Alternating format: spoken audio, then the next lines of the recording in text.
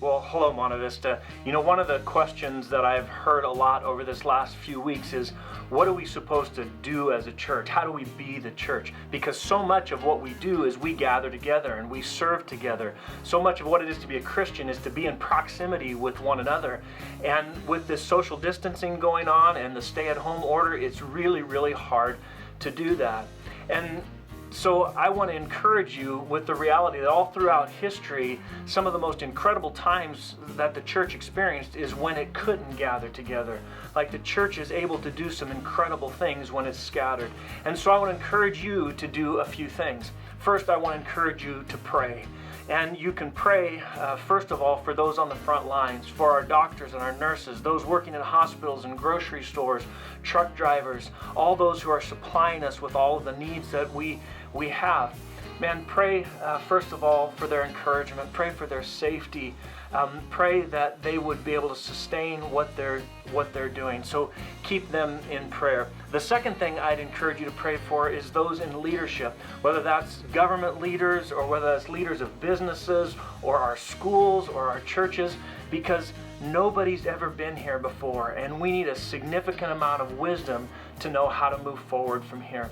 And the third thing that you can pray for is for those who are in really vulnerable situations, because those of us, at least most of us in the West, in the U.S., we have the ability to shelter in place. We have a home to go to, but so many people don't. Even in the U.S., those who are homeless, but overseas, we see people in refugee camps, those in extremely impoverished areas where they can't get social distancing, and this disease is extremely hard for them. It'll put them in very vulnerable places. So pray for God's protection over them. So I want to encourage you to begin by praying.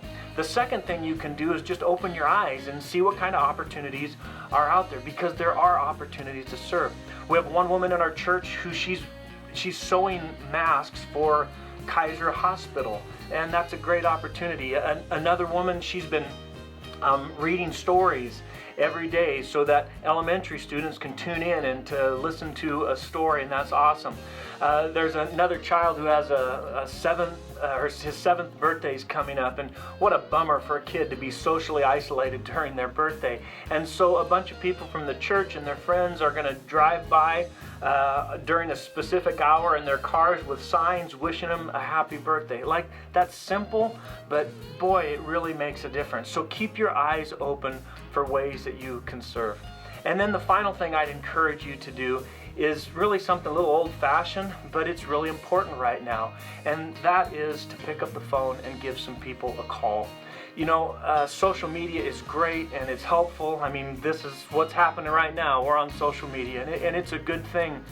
But boy, there's something about hearing somebody's voice and interacting with them. And right now, so many of us are interacting with such a small group of people. It feels great to just talk to someone else. So reach out to your friends and to your family, and then a little bit of a circle wider than that. Every night I'm trying to sit down on my patio and make 3 or 4 phone calls, and I'm always shocked by how appreciative people are. So while we cannot be the church gathered right now, I think we can do incredible things as the church scattered. In fact, that's exactly what Paul says. He says that we will be able to do immeasurably more than we could ever ask or imagine. And I trust that's going to be the case. God bless.